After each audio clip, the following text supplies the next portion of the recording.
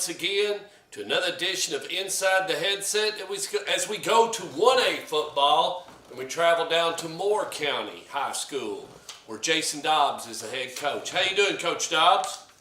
I'm doing fine. How about yourself, Sawyer? I'm doing well. Well, you had your first year of Moore County football, and as well as being a head coach, ended up the season last year, went into December, off season and everything. Talk a little bit about, Coach, from taking over and what 1 year can do for a head coach and just, knowing what you want to do and a little bit about where you were going. Well, it's been a long road. We've had a great off season. We've worked really hard.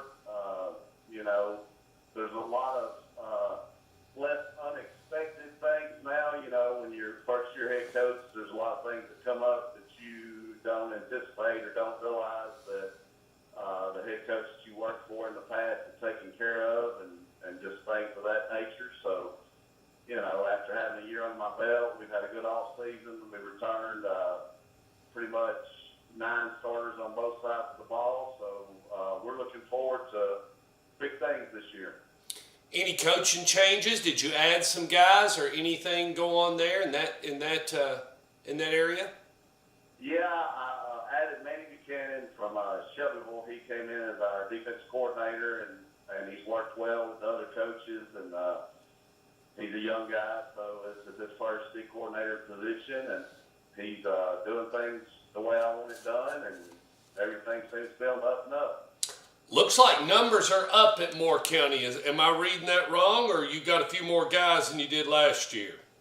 We have more, yes, sir. We have a really good freshman class that came in this year. They're about 15, 16 kids strong, which is really good for a single A program. We're sitting about 42, 43 players right now. So, at a school of our size where there's, 250 kids in the student body, and you can get 40 to 45 of them out playing football, that's a good thing.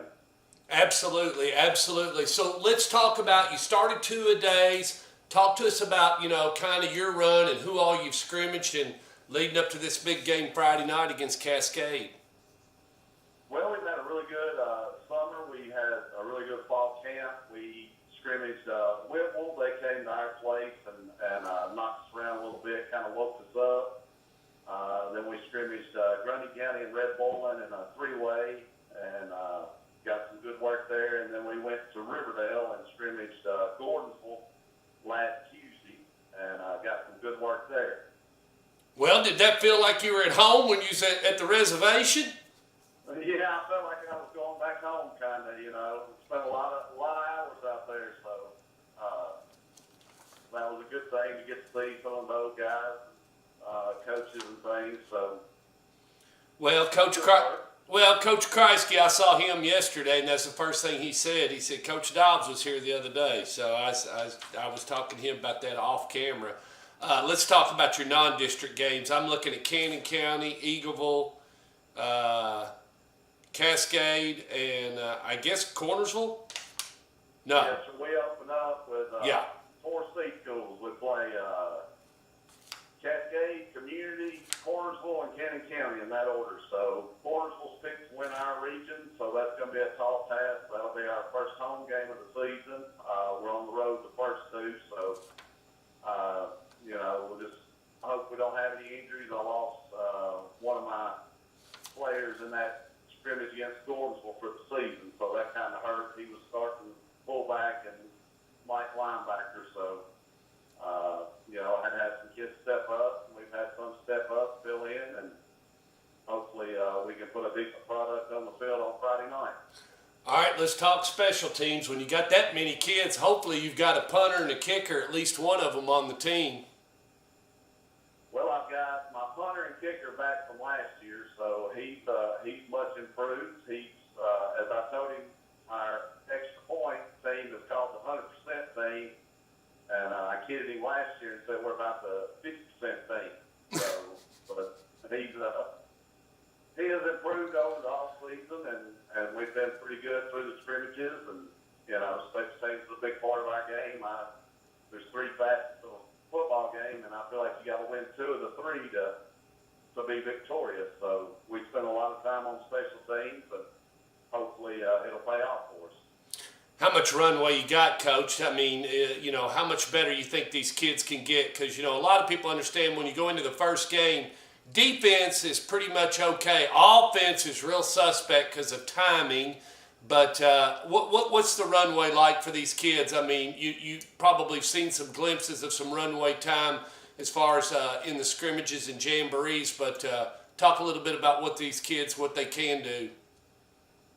Well, like I said, I got a good group of guys, and they're very coachable, and they do everything I ask them to do. I've got 2 wingbacks returning in Coy Cashin and Nate Love, and they're both, very experienced and very skilled. And up front, we've got, I've got all my linemen back from last year except 1. So I had a Hunter Solomon at center. He does a good job leading the trenches. Blaine Cashin and Case Corner guards, and Jeff Smith, they're all returning starters. And Jacob Smith, another big kid that's a junior this year, he stepped up and filled in at the other tackle. And, we've got things headed in the right direction. I hope we'll find out Friday night. Well, good luck Friday night, and I appreciate you chatting with me. Yes, sir. Always a pleasure, Stuart. All right, join Coach Jason Dobbs and the 1A Raiders from Moore County as they slide over to Cascade for that game. That kickoff's at 7 o'clock.